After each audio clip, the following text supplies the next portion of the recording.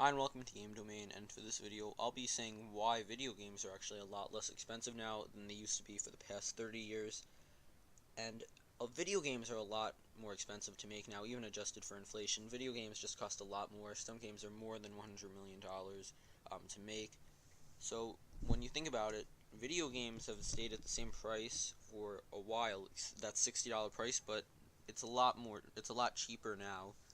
So let's start off with the NES in 1987. Most games cost around $50, and in today's money, it is $110.04. People often complain about $50 season passes, but back then you had to pay $110 in the equivalent to today's money. So you're not getting any extra content for that money. That's just how much the game costs. And if you bought 3 games, that would be the equivalent of most consoles today, and actually a little more. So season passes, while sometimes being very expensive, at least you're just paying the same amount of money that you would be paying back in 1987 to get one game. So I'm not saying $50 season passes are good or not, but at least you're paying the same price to get extra content.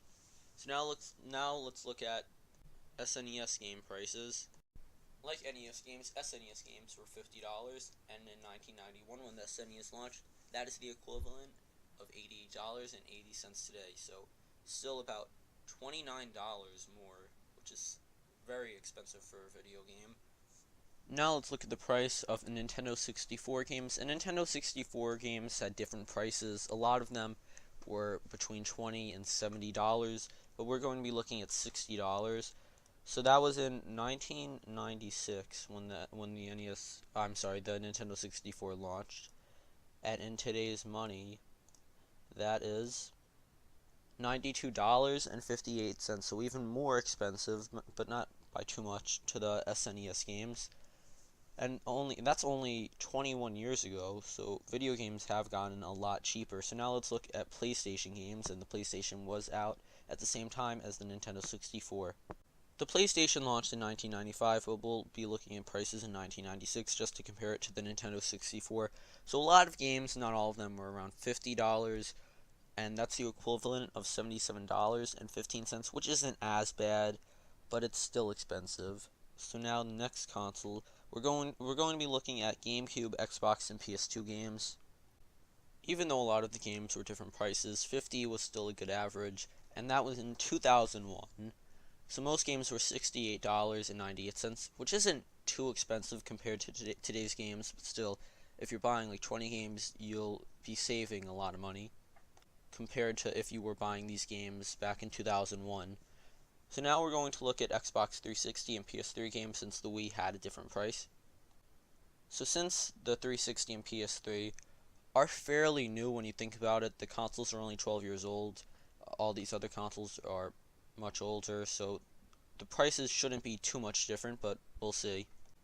So in November of 2006, PS3 and Xbox 360 games that cost $60 were the equivalent of $72.87.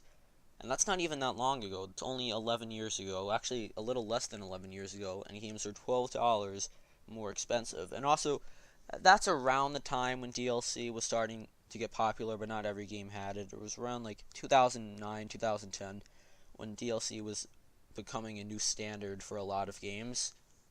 Now let's look at the price of Wii games, which were $50, and to my surprise, the games in 2006 were $60.73, so just about the same price. It probably is the same price because tax, so there's not really a difference as games today, because Wii U and Switch games are $60. So Nintendo's Wii game prices are pretty much the same. And by 2011, the games were already cheaper. They were $54. And by 2013, the year when the Xbox One and PS4 launched, 360 and PS3 games were the equivalent of $63. So not really that much more expensive, but still, it was 4 years ago, and the games were still a little more expensive. When the Wii U first launched in November 2012, the games were $60, which is the equivalent of $63.78, which is about the same as it is in the next years, because obviously now it's $60, and that is $60 in today's money. The Xbox One and the PS4, the equivalent of $61.74 in 2014. So since 2012, I would say the game prices have been about the same. And now let's look at how much games are compared to earlier this year, just to see how fast inflation happens.